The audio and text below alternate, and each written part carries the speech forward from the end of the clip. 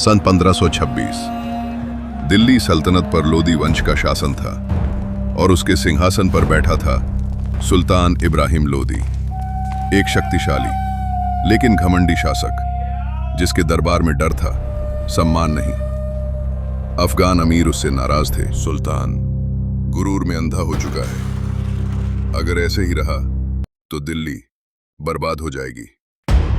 राजपूत सरदार विद्रोह की सोच रहे थे और दिल्ली के महलों में साजिशें जन्म ले रही थी। एक ही आदमी है जो इब्राहिम लोदी को हरा सकता है, बाबर।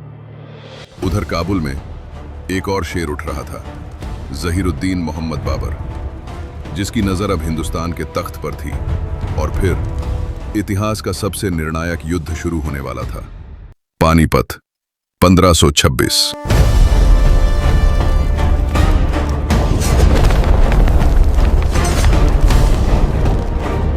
काबुल का शासक जहीरुद्दीन मोहम्मद बाबर अपनी पूरी सेना के साथ हिंदुस्तान की ओर बढ़ा।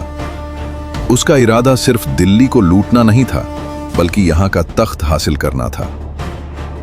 जब यह खबर दिल्ली के सुल्तान इब्राहिम लोदी तक पहुंची तो दिल्ली में हड़कंप मच गया। उसने भी अपनी विशाल सेना तैयार की और फिर पानीपत का पहला महायुद्ध हुआ। एक तरफ बाबर की तोपें थीं तो दूसरी तरफ लोदी के हाथी। तो ये वो पल था जब हिंदुस्तान का इतिहास हमेशा के लिए बदल गया।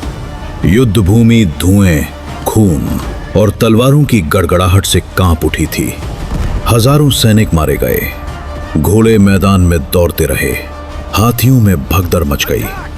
अंत में इब्राहिम लोदी युद्ध भूमि में मारा गया और बाबर ने अपनी तलवार आसमान में उठाकर विजय की घोषणा की। इसी जीत के साथ हिंदुस्तान में मुगल साम्राज्य की नींव रखी गई। धीरे धीरे ये दिल्ली, आगरा, पंजाब और उत्तर भारत के कई बड़े हिस्सों तक फैल गया। एक नया युग शुरू हुआ।